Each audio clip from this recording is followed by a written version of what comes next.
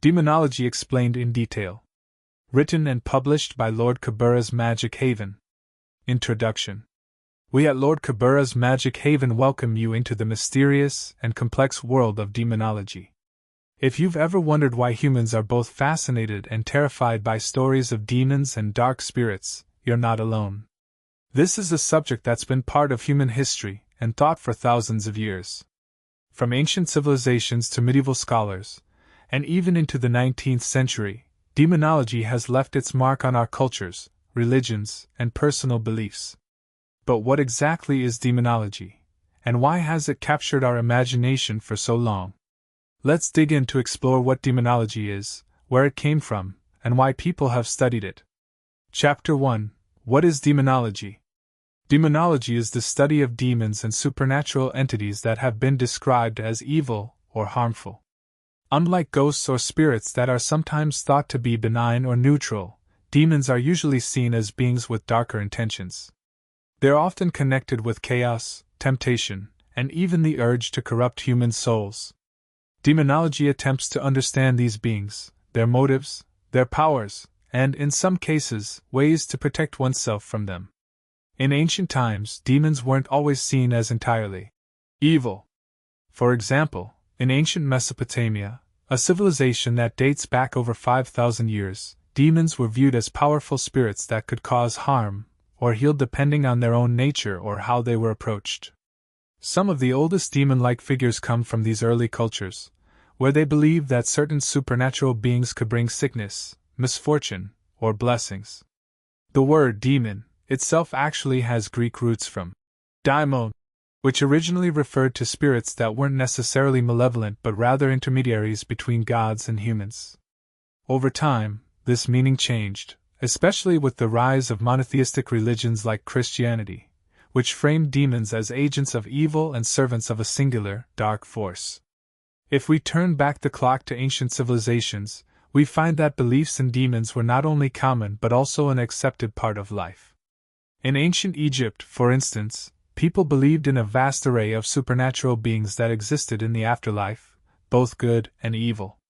The Egyptians often used amulets, chants, and other protective measures to ward off demons or malevolent spirits. For them, keeping these forces at bay was a necessary part of daily life and religious practice. Then, in ancient Greece and Rome, the belief in demons took on a different tone. They saw demons as spirits that could be good, bad, or even neutral, guiding humans or misguiding them depending on the situation. The Greek philosopher Socrates famously spoke of a daimon that guided his thoughts and actions, a kind of personal spirit or voice. This is a far cry from the malicious demons we think of today. As Christianity spread through Europe, the view of demons changed drastically. Now, these beings were considered fallen angels, corrupted by rebellion and cast out of heaven.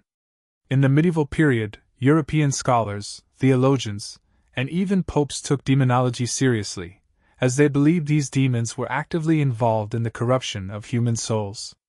For instance, the infamous Malleus Maleficarum, or Hammer of Witches, was a manual for detecting and punishing witchcraft. This book, written in the 15th century, claimed that witches made pacts with demons to carry out evil deeds, and it shaped the public perception of demons as purely evil beings working against God's will. As the Enlightenment came along in the 18th century, belief in demons became less common in Europe, but in the 19th century, interest in the supernatural returned with the spiritualism movement. People began to believe they could communicate with spirits through mediums, and this included darker spirits like demons. Stories of demonic encounters and possessions began to emerge again, now tied to new ideas about psychology and mental health. Why study demonology at all? This is a question that many people ask, and it's a good one. Demonology is not just about dark beings. It's about understanding the fears, hopes, and mysteries that have driven humanity from the beginning. Studying demonology gives us a window into human psychology, showing us how we think about good and evil, our deepest fears, and our understanding of right and wrong. For many cultures, demons represented the struggles people faced in their daily lives: illness, bad luck, temptations, and hardships. By giving these challenges a face, a name, and a story, people could make sense of things they didn't understand. Demonology helps us understand these stories, and why they were told. In some traditions, studying demons was a way to gain power and protect oneself. For example, in the Middle Ages, monks and scholars would study and memorize lists of demons, their names, and their attributes so they could exorcise or repel them if needed. Theologians wrote about these beings because they believed knowing about them could help protect the soul. People used spells, prayers, and talismans in an effort to ward off these entities, sometimes spending years in dedicated study. Today, many people are drawn to demonology because it sheds light on human nature. We're still fascinated by good and evil, still haunted by things we don't fully understand, and still searching for ways to protect ourselves from harm. And in this way, demonology continues to be relevant, showing us as much about ourselves as it does about the world beyond. There are countless accounts from the past of people who claim to have encountered demons or experienced possession. One famous case is that of Saint Anthony, a Christian monk who lived in Egypt around the 3rd century. It was said that he encountered terrifying visions of demons trying to tempt him, appearing as animals and monsters in the desert.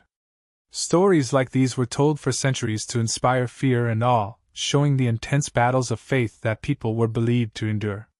In the 19th century, there was a famous case of the Bell Witch in Tennessee. This was a spirit that supposedly tormented the Bell family over many years, causing physical harm and strange occurrences. While not necessarily a demon, the Bell Witch story has many of the elements we associate with demonic entities: voices, physical attacks, and terrifying manifestations.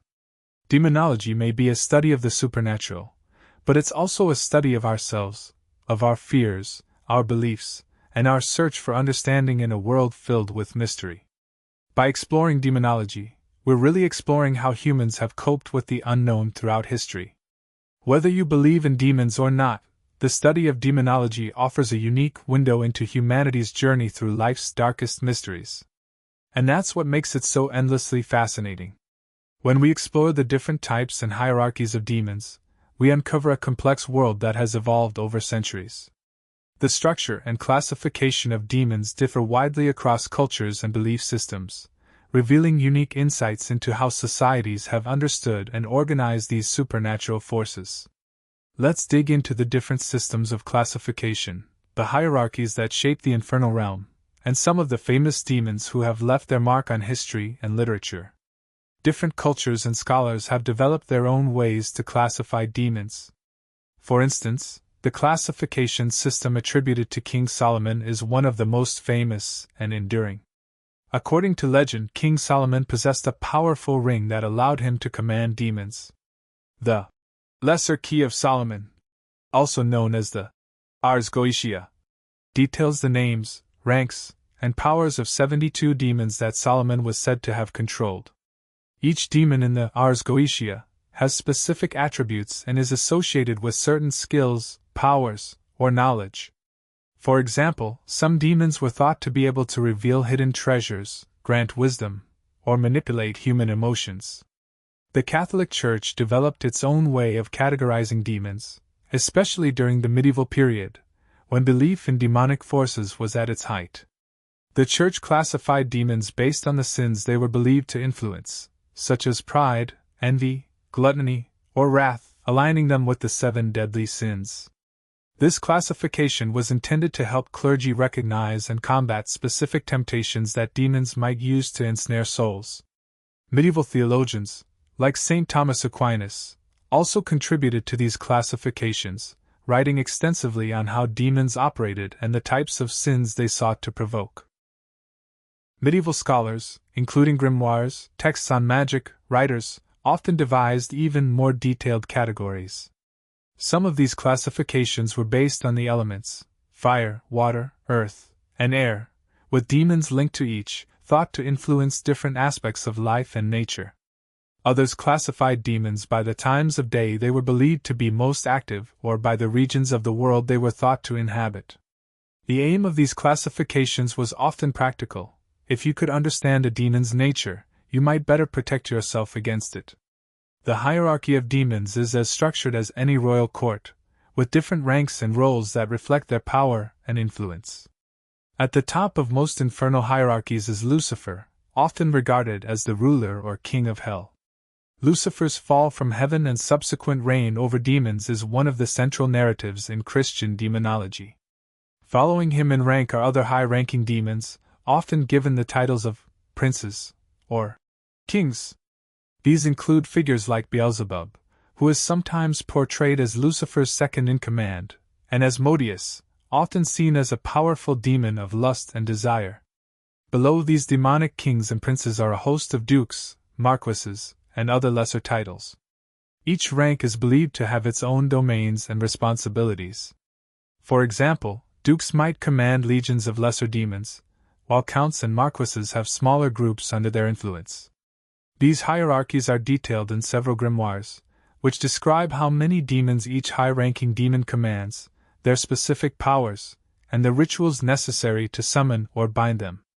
The Infernal Dictionary, by Colin de Plancy, published in the 19th century, provides one of the more famous modern demonological hierarchies. This work, influenced by folklore and Christian beliefs, lists demons by rank and includes illustrations to depict their forms and symbols. De Plancy's work became widely popular in Europe, capturing the imagination of readers and reinforcing the idea of a strict order among demonic beings. Many demonologists believe that understanding these hierarchies can help in combating demons. Knowing a demon's rank can supposedly reveal its vulnerabilities or determine the level of protection needed to counter its influence. While these beliefs might seem strange today, in the past, knowledge of demonic hierarchies was thought to be a form of spiritual armor. Chapter 2: Famous Demons in History and Literature. Throughout history and literature, certain demons have gained notable reputations, either as figures of fear or as complex characters embodying human vices and desires. Let's look at a few of the most famous among them. Lucifer, perhaps the most well-known demon, is often depicted as the ultimate fallen angel. In Christian belief, Lucifer was once the most beautiful of angels but was cast out of heaven after leading a rebellion against God. Stories of Lucifer have inspired countless works, from John Milton's Paradise Lost to modern interpretations in movies and television. He's portrayed as a tragic, defiant figure who embodies pride and ambition, qualities that make him both terrifying and strangely relatable. Beelzebub, another high-ranking demon, is sometimes referred to as the Lord of the Flies. In early texts he was associated with the Philistine god Baal, but later Christian writers demonized him, turning him into a symbol of gluttony and decay. Beelzebub has appeared in various grimoires and theological texts, where he's depicted as a close ally to Lucifer. His image as a dark, winged creature swarming with flies has become a powerful symbol of pestilence and corruption. Lilith, one of the most intriguing figures in demonology, originates from Jewish folklore as Adam's first wife, created before Eve. According to legend, Lilith refused to be subservient to Adam and left the Garden of Eden. She became a wandering demon associated with seduction, nighttime, and child stealing. Lilith's story has captivated people for centuries, especially as her character represents independence and defiance. Some modern interpretations even see her as a feminist symbol, turning traditional demonology on its head. Asmodeus is a demon often associated with lust and desire. His legend is ancient, with roots in Persian mythology, where he was known as Eshma, a demon of wrath. In Jewish and Christian demonology, Asmodeus is often depicted as a figure who tempts people into sin, particularly through unrestrained desire. He appears in the biblical book of Tobit, and is known for his role in preventing marriages and causing discord between lovers. His reputation as a tempter and destroyer of relationships has made him one of the most feared demons in medieval and Renaissance lore. These famous demons have evolved in meaning and form over time, moving from religious texts to popular culture. Whether seen as symbols of human flaws, as powerful villains, or as misunderstood antiheroes, they continue to intrigue us. Each of them reflects different aspects of human nature and morality, from pride to desire, and their stories remind us of the power and danger of unchecked ambition, envy, and temptation. Through these classifications, hierarchies, and famous figures, we begin to see the vast complexity of demonology as a field that blends mythology, psychology, and morality. The study of demons is more than just an exploration of evil, it's a way to understand the darker sides of ourselves and the stories we tell to confront them. As we continue, let's look deeper into how people throughout history have sought to protect themselves from these beings and the rituals and practices they believed could keep them safe. Chapter 3: Demonic Traits and Characteristics. Demonic entities are typically understood through specific traits and behaviors, which distinguish them from other spirits or supernatural beings. Historically, these characteristics have been documented by theologians, mystics, and scholars who believed they were real threats to humans. This section will delve into the ways demons are said to appear, behave, and interact with the world. Demons are believed to manifest in various ways depending on their intent, strength, and the circumstances of their appearance. One of the most common forms of manifestation is through haunting or possessing a person, place, or object. In possession cases, the person affected might experience a sudden shift in personality, physical illness, or unexplained anger and fear. Some cultures believe that demons can also appear in dreams, using the dream state as a doorway to influence or manipulate the subconscious mind. Other times, demons are thought to manifest as shadows, strange noises, or sudden temperature drops in a room. Many ancient cultures, including those in Mesopotamia and Egypt, believed that such changes in the physical environment indicated the presence of a malevolent force.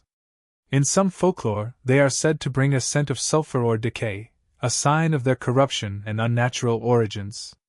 Additionally, demons are believed to have the power to move objects, manipulate lights, or even cause physical harm.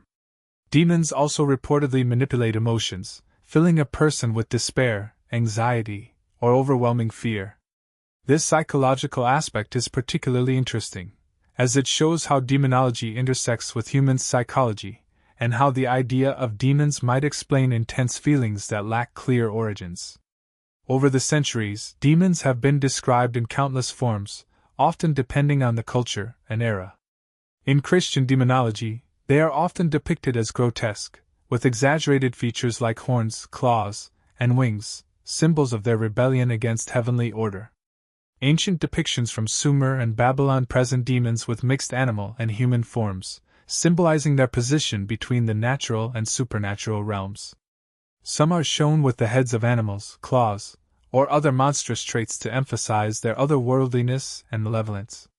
One well-known demon, Baphomet, is depicted as a half-human, half-goat figure, often seen as a symbol of the pagan and misunderstood aspects of the occult. The appearance of Baphomet has become a lasting image in demonology and occult symbolism, representing both chaos and enlightenment. Additionally, demons like Lilith, who appears in Jewish folklore, are portrayed with both human beauty and monstrous aspects, combining allure with danger to symbolize the seductive nature of evil. Symbols and sigils are another critical aspect of demonology. Each demon is often associated with a unique sigil, a form of symbolic signature said to represent their power and identity. Sigils are used in rituals to invoke or protect against specific demons, and they appear in many grimoires, which are ancient books dedicated to demonology and occult practices. These sigils serve as a form of identification and as a way to establish control over a demon's influence during ritual work. One of the most famous of these texts is the Lesser Key of Solomon, which catalogued demons and their sigils for practitioners to invoke or banish these entities. Demons are generally characterized as malicious beings with a destructive or corruptive influence.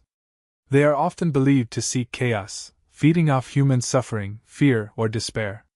In medieval Christian tradition, demons were seen as agents of Satan, whose sole purpose was to undermine God's creation by leading humans into sin and corruption. In this view, demons are motivated by a desire to corrupt souls, gain power, and create discord. Their actions are a rebellion against the natural order and divine will, making them enemies of humanity. In other cultural contexts, demons are thought to have motivations that range from revenge to mere mischief. In Japanese folklore, for instance, demons, or oni, can sometimes be malevolent, but they're also known to protect certain people or places under specific circumstances. While some demons might enjoy causing harm, others may only respond negatively if provoked or disrespected. Some demonologists believe that demons target humans to drain their energy or possess their bodies to experience the physical world. This desire to inhabit or interact with the physical realm aligns with stories of possession, where demons are said to control individuals to experience sensations they otherwise lack. Many religious and cultural texts describe these spirits as entities in search of validation or existence through human suffering. In some traditions, it's believed that demons punish those who disturb them or who delve into forbidden knowledge without adequate respect. This warning appears in many ancient texts, where reckless individuals who seek out demons for power or knowledge often suffer tragic consequences. This idea reinforces a moral element in demonology, reminding people of the dangers of hubris and the boundaries humans. Ultimately, demons are portrayed as beings whose motives are a mix of revenge, chaos, and a hunger for interaction with the living. Through these stories, we glimpse human fears, especially the fear of losing control over one's body, mind, or destiny to malevolent forces. This is why demons are often depicted as manipulative, using human weaknesses and desires as gateways into people's lives. Whether they truly exist or not, demonology continues to be a mirror that reflects our deepest vulnerabilities, revealing the complex and often dark aspects of human psychology. This concludes our examination of demonic traits, appearances, and motivations, showing us why demons have haunted human imaginations for so long. Chapter 4: Rituals and Methods of Demon Summoning. Rituals and methods of demon summoning have always captivated human imagination, drawing individuals to the mysterious and dangerous realm of occult practices. Since ancient times, those who sought to summon or communicate with demons used a variety of methods, many of which were recorded in famous grimoires, or magical handbooks. Let's look into some historical rituals and techniques that have been passed down, as well as modern interpretations and the serious risks involved. Some of the most renowned rituals for demon summoning come from ancient grimoires such as the Lesser Key of Solomon and Ars Goetia, both of which describe complex instructions for contacting specific demons. These grimoires are detailed, outlining not just the names and symbols associated with each demon, but also the words and actions required to bring them forth. For instance, in the Lesser Key of Solomon, which originated in the medieval period, each demon has a unique seal, or sigil, that is used to call them. Practitioners were often instructed to draw the demon's sigil on parchment or metal, accompanied by a specific incantation. These instructions went to great lengths, detailing everything from the type of candles and incense to use, to specific words to recite in order to maintain control over the summoned entity. The practice of summoning demons wasn't confined to Europe, either. In ancient Babylonian and Assyrian texts, practitioners known as mashmashu performed similar rites to invoke or banish spirits. Their techniques focused on elaborate preparations and invocations directed at specific gods or demons for guidance or power. In ancient Egypt, priests called upon beings they viewed as demonic for both protection and to curse their enemies, using figurines and inscribed amulets to anchor the entities within a certain space. These historical practices revealed the great lengths people would go to when seeking help from otherworldly forces, believing that through these steps, they could wield powers beyond human capability. In today's world, demon summoning is often viewed through a mix of skepticism, intrigue, and sometimes even casual interest, as modern demonologists and occultists have adapted ancient methods for a contemporary audience. While most people approach these practices out of curiosity, there's still a small community of occultists who take these rites seriously, viewing them as spiritual engagements with real entities. Modern demonologists often see summoning not as a literal attempt to bring forth a physical being but rather as a way of engaging with one's subconscious mind, allowing them to confront inner fears or gain insight. In this perspective, demons represent darker elements of the self, and summoning them is seen as a form of psychological exploration.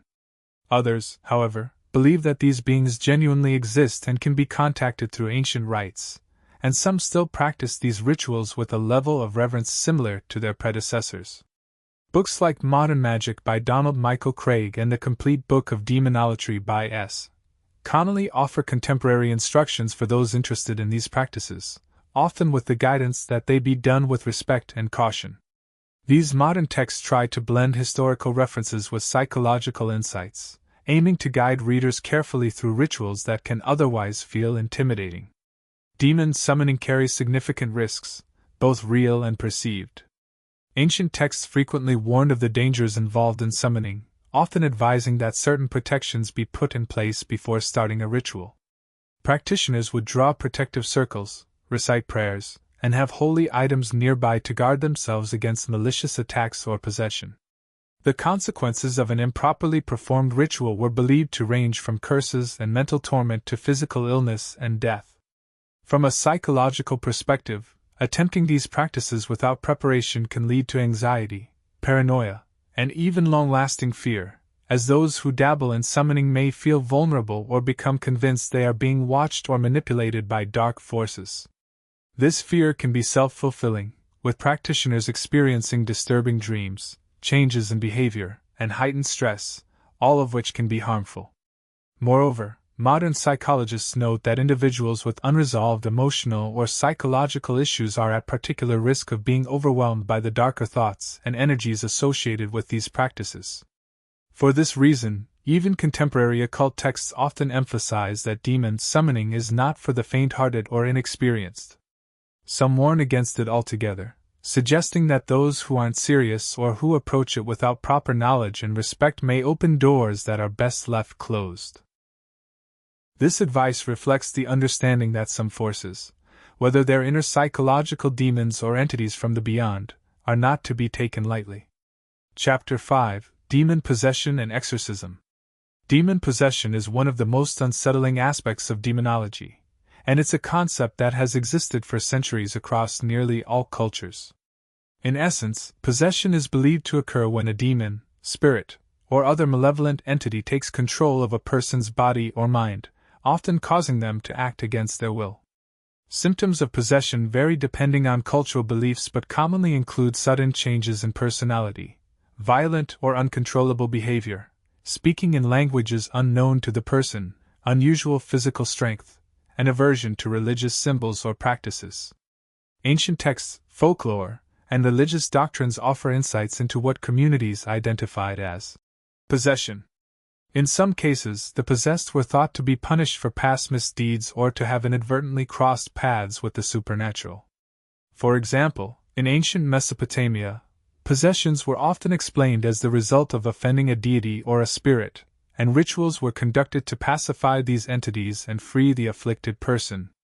As time passed, possession began to be seen less as a punishment and more as an act of malevolent forces attempting to sow chaos, often specifically targeting vulnerable or devout individuals. Understanding these interpretations helps us see possession not just as a terrifying event but as a reflection of each culture's beliefs about morality, vulnerability, and power. Exorcism practices across cultures. When we think of exorcism, the dramatic images of Christian rituals may come to mind, but the practice of exorcising malevolent entities exists in many religious and spiritual traditions around the world.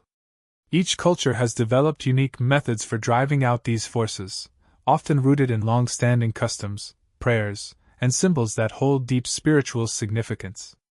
In Christianity, particularly within Catholicism, exorcism is a formal rite, performed by a priest who has been specially trained for this purpose. The Catholic exorcism ritual is structured around prayers, holy water, and invoking the name of Jesus Christ to force the demon to leave the afflicted person's body.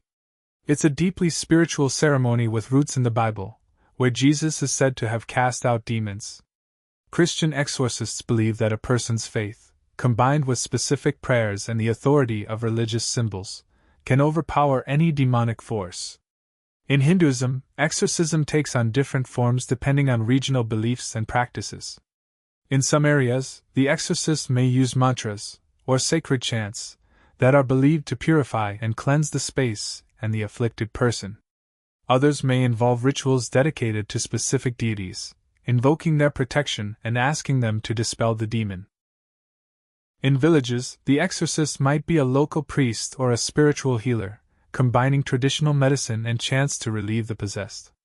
Hindu exorcism rituals are often community events, emphasizing the belief that collective prayers have the strength to restore harmony. Indigenous cultures around the world have long held beliefs about spirits, and they use methods passed down through generations to expel harmful entities. For example, in Native American traditions, a shaman might perform rituals that involve chanting, drumming, and the use of sacred herbs like sage to cleanse a space or a person. These rituals are often part of a holistic healing practice that seeks to balance the physical and spiritual well-being of the individual and the community. In many African cultures, exorcisms are carried out through dances, drumming, and invoking ancestors or powerful spirits to protect and heal. Famous cases of possession.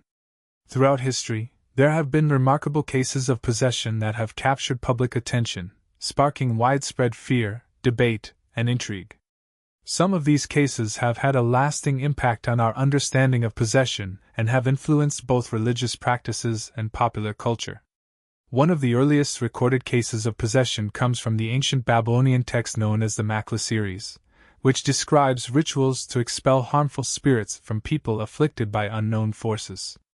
In ancient Greece, possession was sometimes thought to be a divine punishment, and several stories in classical literature describe individuals tormented by spirits, or the gods themselves. Moving forward to the medieval period, perhaps one of the most notorious cases was that of the Loudun possessions in 17th century France. In this case, a convent of nuns in the town of Loudun claimed they were possessed by demons, leading to public exorcisms and the eventual execution of a local priest, Urbain Grandier, who was accused of causing the possession through witchcraft. The Loudun case was a media sensation at the time, as it combined fears of demonic influence with societal anxieties around religion and authority. This case, and others like it, cemented the link between possession, exorcism, and societal fears. In the 20th century, the case of Anneliese Michel in Germany gained global attention and is one of the most well-documented exorcism cases of modern times. Anneliese was a young woman who exhibited signs of possession, including convulsions, aggressive behavior, and resistance to religious symbols. Despite medical treatment, her symptoms worsened, leading her devout Catholic family to seek an exorcism. After several months of rigorous exorcism sessions, Anneliese tragically passed away. The case became infamous, with court trials questioning whether she had suffered from mental illness or if she had indeed been possessed. The story was later adapted into books and films, highlighting the tension between faith, medicine, and mental health. These famous cases of possession serve as a window into the complex ways that cultures interpret abnormal behavior, and the extent to which people are willing to go to resolve what they perceive as supernatural interference. Each case also reflects the societal fears, religious beliefs, and psychological interpretations of the time, providing us with a rich tapestry of human experience and belief. Demon possession and exorcism continue to fascinate us, offering a mix of fear, faith, and intrigue. Whether we view these stories as cautionary tales, psychological mysteries, or spiritual battles, they give us a glimpse into humanity's ongoing struggle to understand the unknown and the unseen. Chapter 6: Myth versus Reality: Modern Interpretations of Demonology. As we move into a world shaped by science and reason, demonology still holds a significant place, especially in how we interpret strange or disturbing experiences. Today, people may wonder whether there's a basis for these stories or if demons are simply a relic of a more superstitious age. The line between myth and reality becomes blurred as psychology, media, and skepticism each bring their own perspectives to the table. In modern psychology, what was once interpreted as possession is often explained through mental health diagnoses. For example, conditions like schizophrenia, dissociative identity disorder, or severe anxiety can cause hallucinations, voices, or behavior that might have once been labeled as demonic. Many psychologists believe that stories of possession are sometimes rooted in personal trauma, deep-seated fears, or stress that manifests in ways people struggle to understand. However, the scientific view doesn't necessarily diminish the personal reality of these experiences. For instance, some researchers acknowledge the placebo effect in exorcisms, where individuals genuinely feel relief after an exorcism due to their beliefs, creating a kind of psychological healing. There are countless documented cases where people believed they were cursed or possessed, only to experience genuine relief and healing after a ritual was performed. This phenomenon bridges the divide between scientific and supernatural explanations, revealing how belief and perception can profoundly impact our experiences. In popular culture, demons are more alive than ever. Movies, books, and video games use demonology to draw viewers into a world that's dark, thrilling, and often terrifying. From classics like The Exorcist to modern series like Supernatural, demons are used to represent humanity's fears and dark side. In these stories, demons are often symbols of temptation, evil, or forbidden knowledge. However, they also reflect deeper themes: the eternal struggle between good and evil, inner conflicts, and the consequences of seeking power or knowledge beyond one's control. Popular culture doesn't just borrow from demonology, it shapes it. Many people today get their ideas about demons from horror films and thrillers, which can blur the line between fact and fiction. For instance, a character's possession in a film is often based on real-life exorcisms, yet these portrayals are exaggerated to create suspense. Through this process, demonology's folklore is continually evolving, blending ancient ideas with contemporary fears. In studying demonology, it's essential to maintain a balance between curiosity and critical thinking. Skepticism doesn't mean disbelief, it means asking questions and seeking evidence. Skeptics remind us that not every unusual experience is supernatural, and that we should be cautious before jumping to conclusions. At the same time, respecting cultural beliefs is equally important. Many cultures have deep-rooted spiritual practices that involve demons, spirits, and protective rituals, and these beliefs have personal and cultural value even if they don't align with scientific views. A healthy approach to demonology involves questioning without dismissing, and being open without being naive. This balance lets us explore the subject in a way that respects both tradition and reason, acknowledging that not all mysteries have easy answers. Understanding demonology isn't just about studying dark forces, it's also about learning how people have protected themselves against them. Whether demons are real or symbolic, the concept of spiritual protection has been a powerful aspect of human culture. Knowing how to guard oneself, whether through belief, ritual, or inner strength, has long been a response to perceived threats from supernatural forces. Let's explore the ways people recognize, address, and protect against negative energies. Many traditions believe that certain signs and symptoms suggest the presence of negative or demonic influences. These signs might include sudden mood changes, unexplainable illness, persistent nightmares, or a sense of being watched in one's own home. In ancient times, people often attributed bad luck, mental distress, and physical ailments to demonic forces, especially when no other cause could be found. While today we might look for medical or psychological explanations first, some people still turn to spiritual solutions when faced with unexplained negativity. Other symptoms might involve objects moving on their own, strange noises, or unexplained cold spots.